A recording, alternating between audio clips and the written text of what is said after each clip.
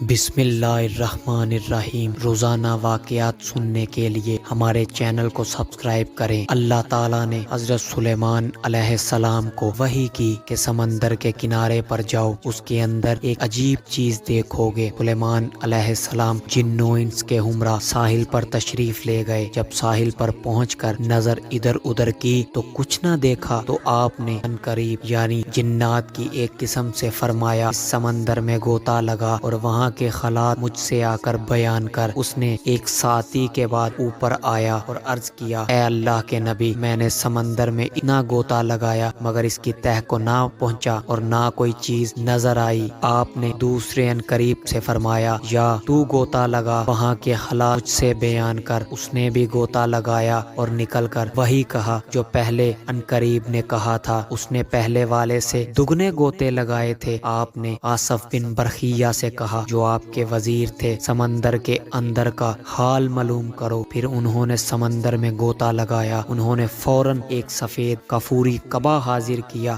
جس کے 4 دروازے تھے، ایک موتی کا، ایک یاقوت کا، ایک ہیرے کا اور ایک سبز زمرد کا، اور سب دروازے کھلے ہوئے تھے۔ ان میں ایک قطرہ بھی پانی داخل نہ تھا، حالانکہ وہ سمندر کی تہ میں تھا جس کی گہرائی اتنی تھی کہ پہلے عفریت نے جو غوطہ لگایا تھا اس کی طرح کے 3 غوطے اور لگاتا تو تہ تک نہ پہنچتا۔ انہوں نے جب کعبہ کو حضرت سلیمان علیہ السلام کے سامنے حاضر کیا تو کیا دیکھتے ہیں کہ اس اسکبا کے اندر ایک خوبصورت جوان صاف کپڑے پہن نماز پڑھ رہا ہے۔ آپ نے کعبہ میں داخل ہو کر اسے سلام کیا اور فرمایا، تجھے سمندر میں کس چیز نے پہنچایا؟ اس نوجوان نے جواب دیا، اے اللہ کے نبی، میرے والد اپاہج اور والدہ نبینا تھی، میں نے ان کی 70 برس خدمت کی۔ جب میری والدہ وفات پانے لگی تو انہوں نے دعا کی، اے اللہ، میرے بیٹے کی عمر اپنی عبادت و اطاعت میں دراز فرما۔ اور جب والد کی وفات کی نوبت آئی تو انہوں نے یہ دعا کی، اے اللہ، میرے بیٹے سے ایسی جگہ خدمت لے جہاں شیطان کا دخل نہ ہو۔ جب میں انہیں دفنا کر ساحل کی طرف آیا تو یہ کعبہ نظر آیا۔ میں اس کی خوبصورتی کو دیکھنے کے لیے اندر داخل ہوا، اتنے میں ایک فرشتے نے آ کر مجھے سمندر کی گہرائی میں اتار دیا۔ حضرت سلیمان علیہ السلام نے اس نوجوان سے پوچھا، تم کس زمانے میں ساحل پر آئے تھے؟ اس نے عرض کیا، حضرت ابراہیم خلیل اللہ علیہ السلام کے زمانے میں۔ حضرت سلیمان علیہ السلام نے تاریخ دیکھی تو معلوم ہوا کہ اس درمیان میں 2000 سال گزر گئے ہیں، لیکن وہ شخص بالکل جوان تھا اور ایک بال بھی سفید نہ ہوا تھا۔ آپ نے پھر اس نوجوان سے دریافت کیا، تو سمندر کے اندر کیا کھاتے پیتے ہو؟ اس نے جواب دیا، اے اللہ کے نبی، میرے پاس ایک پرندہ اپنی چونچ میں زرد رنگ کی کوئی چیز جو آدمی کے سر کے برابر ہوتی ہے لے آتا ہے، میں اس سے کھاتا ہوں، ساری دنیا کی نعمتوں کا مزہ ہوتا ہے اور اس سے میری بھوک اور پیاس جاتی رہتی ہے، اور گرمی، سردی، نیند، نااونگ، تنہائی اور وحشت اس سے دور ہو جاتی ہے۔ حضرت سلیمان علیہ السلام نے اس سے فرمایا، تم ہمارے ساتھ چلنا چاہتے ہو یا اپنی جگہ دوبارہ واپس ہونا چاہتے ہو؟ اس نوجوان نے عرض کیا، مجھے اپنی جگہ پر لوٹا دیجیے۔ آپ نے آصف بن برخیہ سے فرمایا کہ اسے اپنی جگہ پر واپس پہنچا دو۔ چنانچہ انہوں نے پہنچا دیا۔ حضرت سلیمان علیہ السلام نے لوگوں کی طرف متوجہ ہو کر فرمایا، دیکھو والدین کی دعا کیسے قبول ہوتی ہے، اللہ تم پر رحم کرے، والدین کی نافرمانی سے بچتے رہو، اے اللہ تو مجھے بھی ان کی خدمت کی توفیق عطا فرما۔ حضرت علی رضی اللہ تعالی عنہ سے روایت ہے کہ رسول اکرم صلی اللہ علیہ وسلم نے فرمایا، 7 ایسے اشخاص ہیں جنہیں تم قبر میں دفن کرو گے تو ان کے روح قبلہ سے پھیر دیے جائیں گے۔ ساتھ ہی فرمایا کہ جاؤ جا کر قبریں پھاڑ کر دیکھ لو، اگر ایسا نہ پاؤ گے جیسا میں نے کہا تھا تو کہہ دینا میں نے غلط کہا تھا۔ عرض کی، حضور یہ کون لوگ ہیں؟ حضور نے ارشاد فرمایا، پہلا شارب الخمر یعنی شراب پینے والا، شراب پلانے والا، شراب بیچنے والا، شراب خریدنے والا یا شراب کو منتقل کرنے والا، ان سب پر اللہ کے رسول نے لعنت بھیجی۔ ایک روایت میں آتا ہے، شراب پینے والا بت پوجنے والے کی طرح ہے، شرابی جو مرتا ہے اسے مرتے وقت کلمہ نصیب نہیں ہوتا، اور دوسرا یہ کہ اس کا قبلے سے رخ پھیر دیا جاتا ہے۔ نمبر 2، انسانوں کی خرید و فروخت کرنے والا، یعنی وہ افراد جو انسانی اعضاء یا مکمل انسان کی خرید و فروخت کرے، اس کا رخ بھی مرنے کے بعد قبر میں قبلے سے پھیر دیا جاتا ہے۔ نمبر 3، جھوٹی گواہی دینے والا۔ نمبر 4، سود کھانے والا، سود دینا، سود لینا اور سود لکھنا، یہ سب اس میں شامل ہیں۔ سود سودی لین دین کے گناہ کے 70 درجے ہیں اور سب سے کم درجہ اپنی ماں سے زنا کرنے کے برابر ہے۔ ایسا شخص جو سودی لین دین کرتا ہو، موت کے بعد قبر میں اس کا رخ بھی قبلہ سے پھیر دیا جائے گا۔ نمبر 5، کسی کی فوتگی پر نوحہ کرنے والی عورت۔ آنکھوں کا غم اور دل کا غم اللہ کی طرف سے ہے، لیکن ہاتھوں کا اور زبان کا غم شیطان کی طرف سے ہے۔ ایک روایت میں آیا ہے، جس نے گریبان نوچے، اپنے منہ پر تھپڑ مارے اور جاہلوں جیسی باتیں کی، اس سے ہمارا کوئی تعلق نہیں۔ اس لیے جب دل غم زدہ ہو تو آنکھوں سے روئیں۔ اس سے شریعت نے منع نہیں کیا، لیکن واویلا کرنا اور الٹی سیدھی بک بک کرنا یہ کفریہ کلمات ہیں۔ اسی لیے فرمایا، نوحہ کرنے والی عورت جب قبر میں دفن ہوگی تو اس کا رخ بھی قبلے سے پھیر دیا جائے گا۔ نمبر 6، جو شخص ذخیرہ اندوزی کرتا ہے۔ ذخیرہ اندوزی انسانوں کی خوراک اور جانوروں کے چارے وغیرہ کو کہتے ہیں۔ شریعت نے اس سے منع فرمایا ہے۔ حضور صلی اللہ علیہ وسلم نے ارشاد فرمایا، جس شخص نے 40 دن تک ذخیرہ اندوزی کی، اللہ تعالیٰ اسے 40,000 سال تک جہنم کی آگ میں جلائے گا۔ تو ایسے افراد جو ذخیرہ اندوزی کرتے ہیں، ان کے رخ بھی قبلہ سے پھیر دیے جائیں گے۔ نمبر 7، جو شخص نماز تو پڑھتا ہے مگر جماعت سے نہیں پڑھتا، تو ہمیں ان باتوں کو مد نظر رکھتے ہوئے اپنی زندگانی گزارنی چاہیے تاکہ ہماری زندگی بھی آسان ہو سکے۔ آمین۔ ایسی مزید اچھی ویڈیو دیکھنے کے لیے ہمارے چینل کو سبسکرائب کریں۔